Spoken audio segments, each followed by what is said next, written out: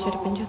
Jika sesuai dengan jadwal, memang sidang harusnya dimulai sekitar pukul 10 pagi tadi di ruang sidang utama Pengadilan Negeri Jakarta Selatan. Namun hingga saat ini di pukul 12 ini memang bisa kita lihat bersama sidang belum juga dimulai dan kami juga belum melihat memang Kak Din, hal yang paling bikin mantap menikah apa Kak? Waktu itu aku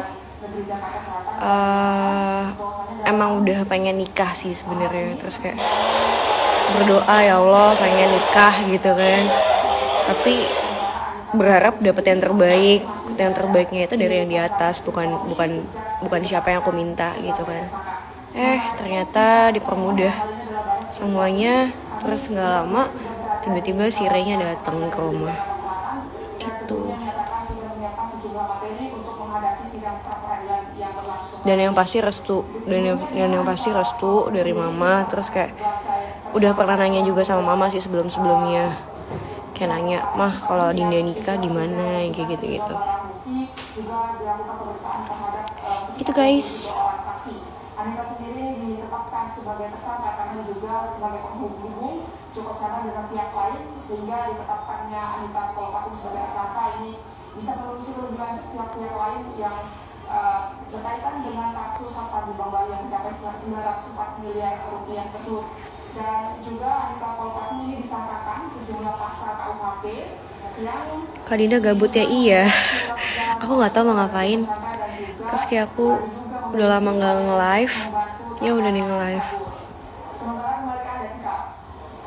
Kemudian poin-poin apa saja, poin keberatan apa saja yang mungkin sudah disampaikan oleh kuasa hukum dari Anita Kolopaking?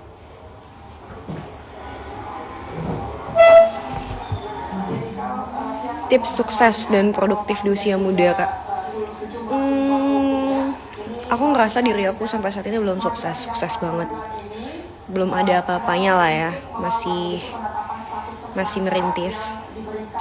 Dan kalau masalah produktif memang dari aku SD aku udah kerja, aku udah syuting. Terus kalau misalkan lagi nggak ada kerjaan, aku terus-terusan casting sana sini dan nggak pernah berhenti di rumah gitu. Jadi ya emang usaha aja terus gitu supaya bisa jadi aku yang sekarang. Ya kerjaan aku dari dulu ya usaha. Kalau lagi gabut aku melakukan apa aja hal yang buat aku tuh kayak mengisi waktu luangku kayak gitu sih.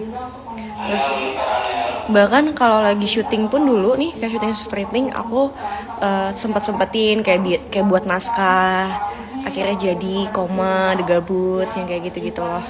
Jadi memang manfaatin apa yang aku bisa, passionnya aku di mana gitu.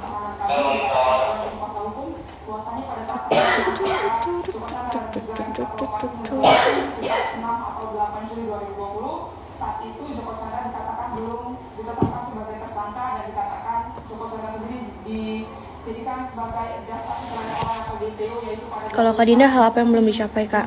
Umrohin keluarga besar. Harusnya bulan April kemarin, satu keluarga besar, cuma karena COVID akhirnya semuanya ditunda dan nggak tahu kapan. Doain ya. Untuk sidang pra peradilan dan juga pembacaan permohonan yang nantinya akan disampaikan oleh tim kuasa hukum. Nantinya akan ada proses hukum juga yang berlangsung selama 7 hari dan kemudian akan kita ketahui bahwasannya apakah permohonan ini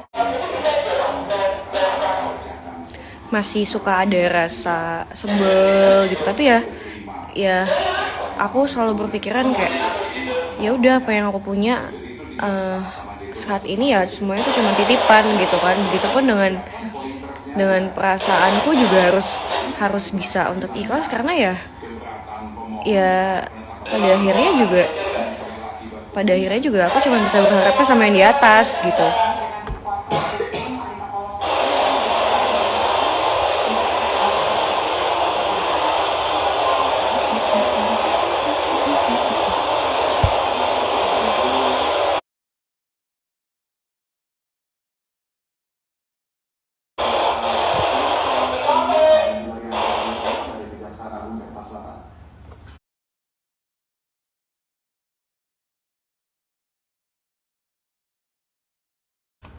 Ya.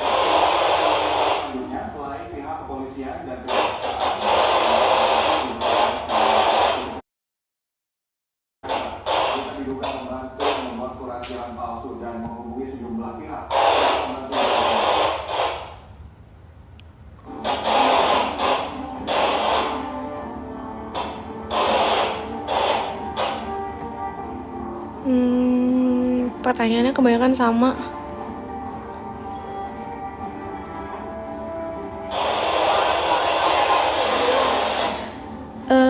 Kak Dinda sama Kak Rey saling cemburuan gak sih Kak? Atau siapa yang paling cemburuan? Kayaknya aku. Tapi sejauh ini tuh kita terbuka ya. Kita bicara, kita cerita tentang sahabat kita cerita tentang mantan kita, dan kita ya udah saling cerita sebagai sahabat aja gitu. Aku sama Rey tuh udah kayak sahabat sih. Dan dari awal pun juga aku udah bilang sama dia juga, maksudnya kita sama-sama apa ya, kalau katanya Ray itu kita jangan berharap ekspektasinya tuh bakal kayak gimana gitu, tapi ya udah kita saling terima aja, kita saling mengerti sih.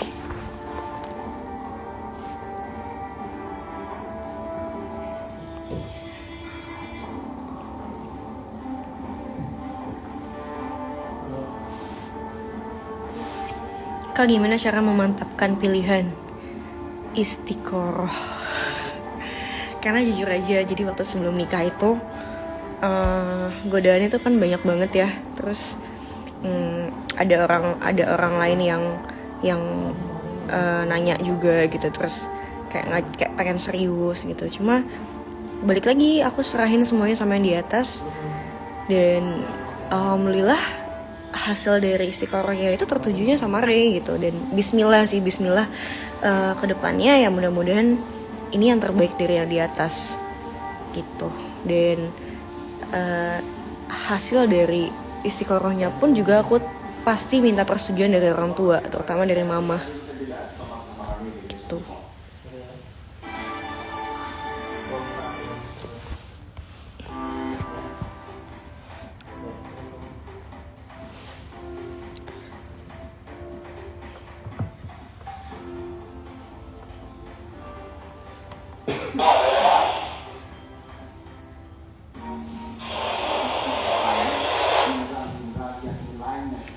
Apa pernah nggak ketemu dalam sehari sama Kak Rey? Terus gimana perasaannya pas itu? Belum pernah sih yang bener-bener seharian banget ya. Kemarin kita ketemu pagi, terus sampai pas mau zuhur gitu aku pulang. Ketemu lagi malam jam 10-an, jam 11, itu doang paling lama, baru kemarin. Sejauh ini belum ada yang benar-benar seharian banget gitu, belum ada. Nggak tahu bakal gimana. Kemarin aja udah kangen banget bawaannya. Gimana nanti ya?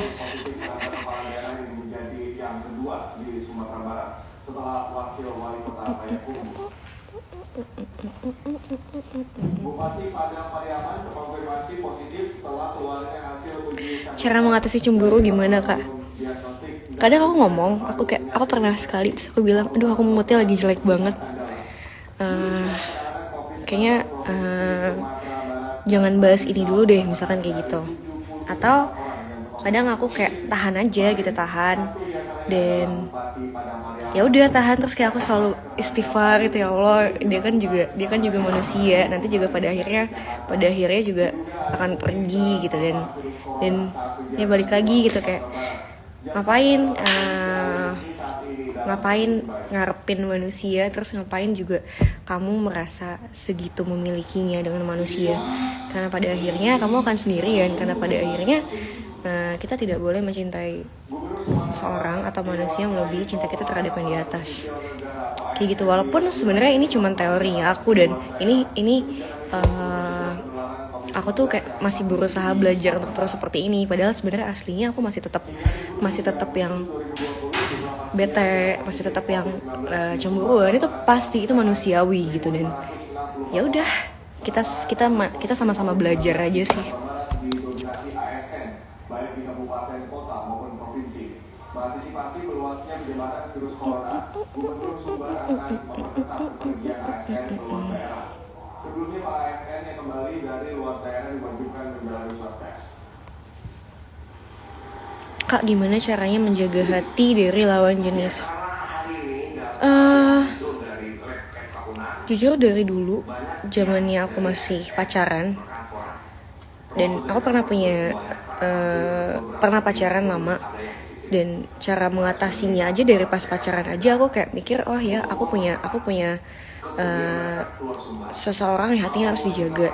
Even aku ada kerjaan dengan orang lain dan mengharuskan untuk posting di sosmed dengan lawan mainku kayak gitu tuh, tapi tetap kayak pasti semua orang di lokasi atau di tempat kerja aku tuh pasti tahu kalau aku tuh punya pacar kayak gitu.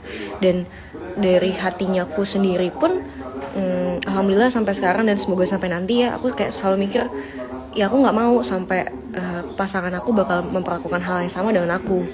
Jadi ya aku sebisa mungkin kayak nggak dijaga, nggak boleh. Dan niat aku untuk menikah pun juga maksudnya kalau memang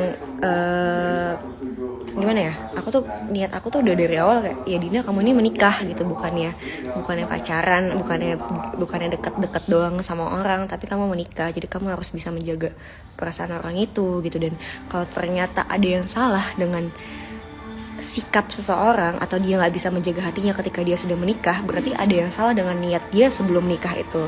Niat menikahnya tuh kemana, apa gitu. Itu menurut aku ya.